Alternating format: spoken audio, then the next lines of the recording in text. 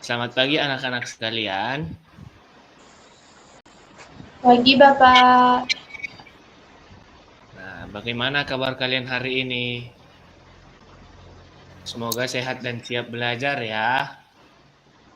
Nah, sebelum kita mulai belajar, mari kita berdoa agar pembelajaran hari ini dengan lancar. Mari kita berdoa menurut agama dan kepercayaan kita Dengar masing-masing. kan? Berdoa dimulai.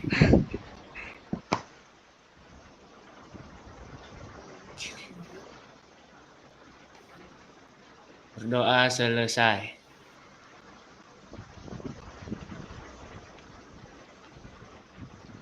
Sebelum kita masuk ke pelajaran, Bapak mau ngabsen dulu nih. Hadir nggak semuanya? Yang pertama, Cindy. Dia lagi live Hadir nggak? yang cowok tadi. Hadir Bapak. Kedua, Fitri. Hadir? Hadir nggak, Fitri? Hadir, Pak. Ulanglah, bagus nggak sinyalku? Ulanglah. Bagus. Ulanglah. Siapa Misal yang ngamati Misal? Oh, kok absen Fitri? Bagus. Mikael, aku kan yang ngamati kau. Iya, kok nggak mau ngabsen si Fitri? Lupa. Oh iya, lupa. Ulang. Bisa aja, Bang.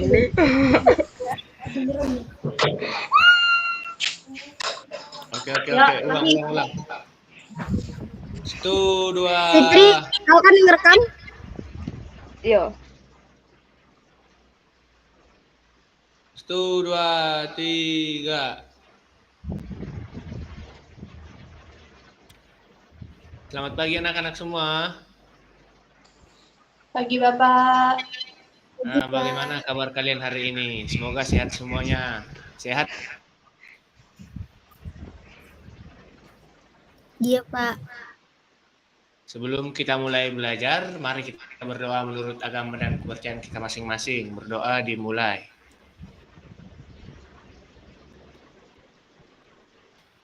Berdoa selesai.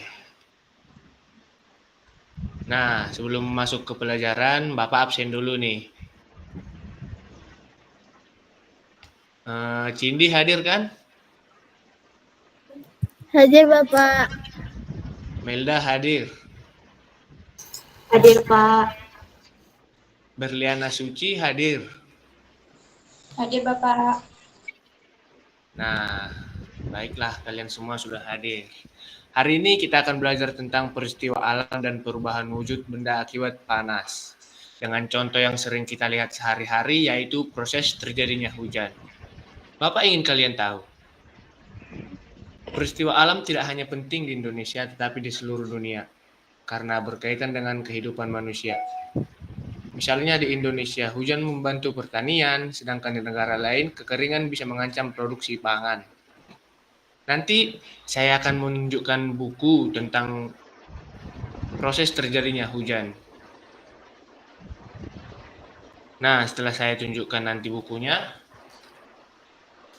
saya harap kita bisa mengidentifikasi isi buku, teks eksplanasi tentang peristiwa alam, menyampaikan kembali informasi dari teks eksplanasi dengan bahasa sendiri, menjelaskan perubahan wujud benda akibat panas dan mengaitkan dengan peristiwa alam, mempresentasikan hasil percobaan secara lisan dengan bahasa yang runtut dan santun.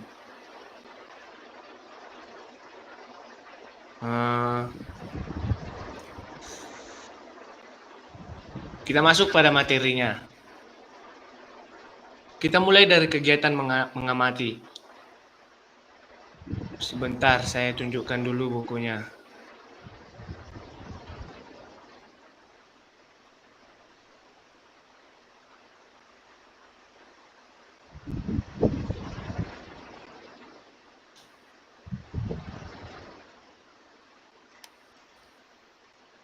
Sudah kelihatan bukan? Kelihatan kan? Kelihatan, Bapak. Nah, buku ini adalah berisi proses terjadinya hujan. Saya baca tentang pengertian tentang hujan. Hujan bukanlah fenomena asing, terutama di wilayah tropis seperti Indonesia. Dalam Kamus Besar Bahasa Indonesia, hujan diartikan sebagai titik-titik air yang berjatuhan dari udara karena adanya proses pendinginan. Sedangkan menurut Badan Meteorologi, Klimatologi, dan Geofisika atau BMKG, hujan adalah endapan dari cairan atau zat padat. Nah, sekarang proses terjadinya hujan. Kalian tahu nggak proses terjadinya hujan itu bagaimana? Tahu nggak? Tidak tahu, Bapak. Nah, kalau tidak tahu, mari kita sama-sama menyimak proses terjadinya hujan di buku ini. Pada intinya, dalam proses terjadinya hujan berawal dari penguapan air yang berasal dari air laut maupun sungai. Kemudian uap tersebut menjadi awan dan awan tersebut mengalami pendinginan dan terjadilah hujan. Dan air tersebut turun ke bumi, mengalir kembali ke sungai dan laut. Untuk lebih jelasnya akan kita bahas di halaman selanjutnya. Nah, ini dia. Proses terjadinya hujan melalui IPA. Yang pertama itu evaporasi. Semua yang terjadi di alam tentu ada sebab dan akibat, dan juga prosesnya. Tahap awal proses terjadinya hujan disebut evaporasi atau penguapan. Penguapan terjadi ketika panas bumi dan matahari mengenai air. Saat bumi dan matahari memanas, maka air yang ada di permukaan bumi seperti laut, sungai, dan bahkan samudera akan menguap dan uapan tersebut akan naik ke atmosfer. Contohnya saja ketika kita memasak air. Dan ketika air tersebut mendidih, maka akan menghasilkan uap yang naik ke atas atau atmosfer. Begitupun proses awal terjadinya hujan berawal dari penguapan. Yang kedua, kondensasi. Kondensasi atau pengembunan. Dari penguapan yang terjadi sebelumnya, akan ada pengembunan yang membuat uap air akan berubah menjadi partikel-partikel yang kecil. Tentunya partikel tersebut hasil dari penguapan yang kemudian mengalami perubahan suhu.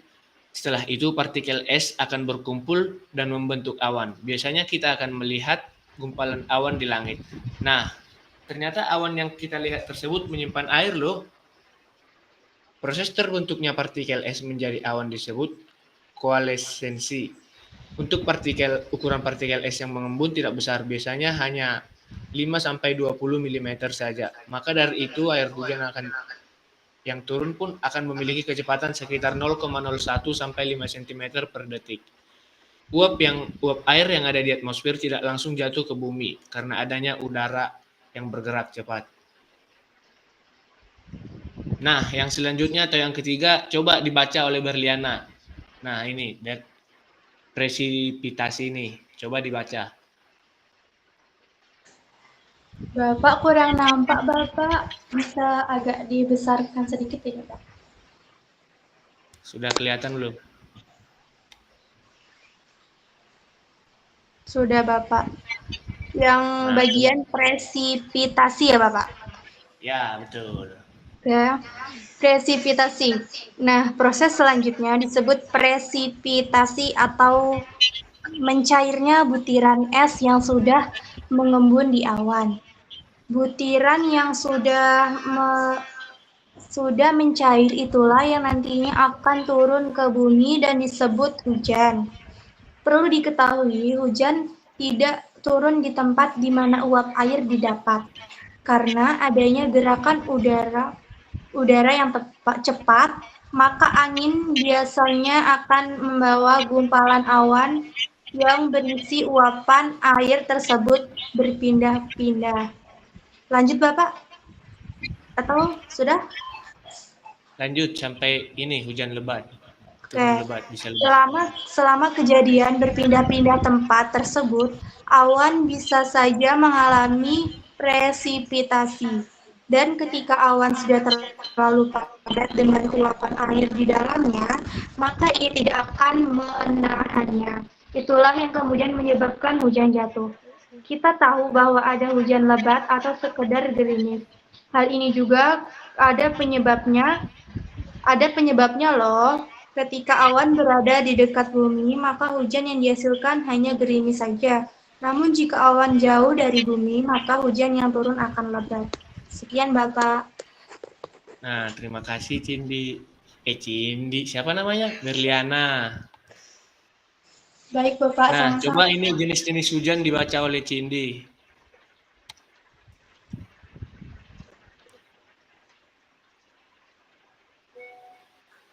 Cindi, Iya, Bapak.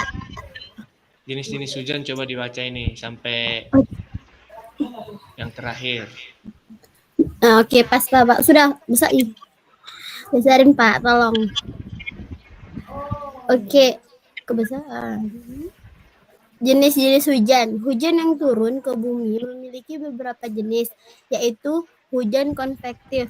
Hujan yang turun di saat musim kering. Hujan ini terjadi karena permukaan tanah yang mengalami pemanasan hingga akhirnya menyebabkan kerapatan udara berkurang. Kondisi ini Nah, sudah mengakibatkan cukup sampai titik. Lanjut yang kedua, hujan sinkronik. hujan siklonik. Hujan yang terjadi dalam waktu lama namun tidak lebat. Hujan ini disebabkan karena udara panas bertemu dengan udara dingin yang menyebabkan udara panas bergerak. Selanjutnya hujan orografis. Hujan yang terjadi ketika udara lembab tertiup angin kemudian melintasi penggunungan dan mengalami pendinginan. Kemudian setelah akan terjadi pembentukan awan lalu disusul dengan turunnya hujan. Yang terakhir yaitu hujan konversi.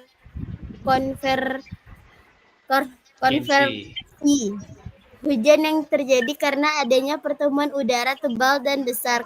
Kemudian udara akan naik yang mengakibatkan terbentuknya awan dan terjadilah turun hujan. Nah, terima kasih Cindi. Nah, isi bukunya cukup hanya segitu.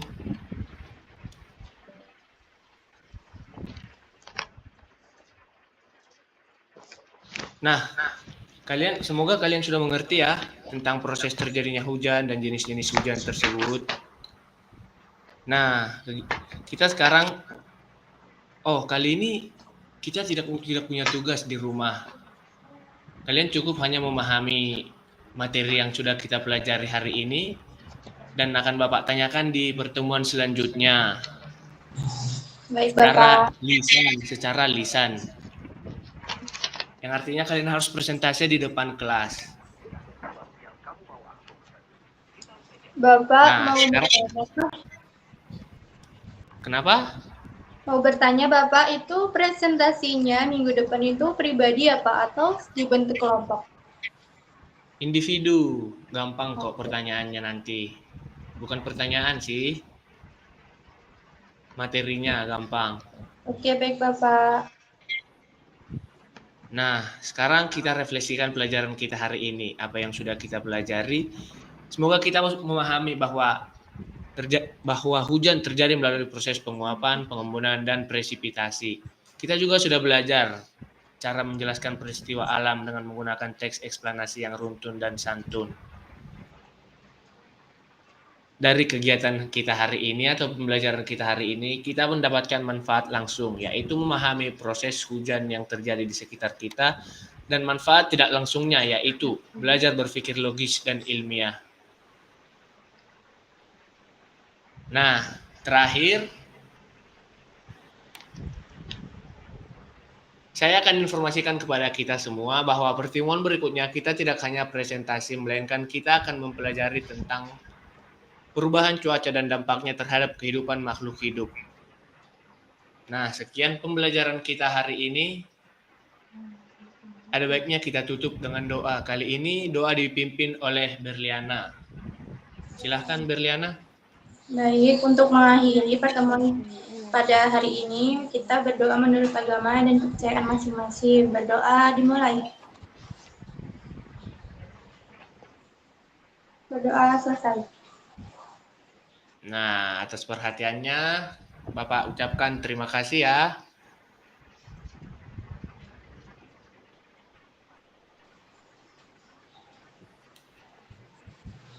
Dah.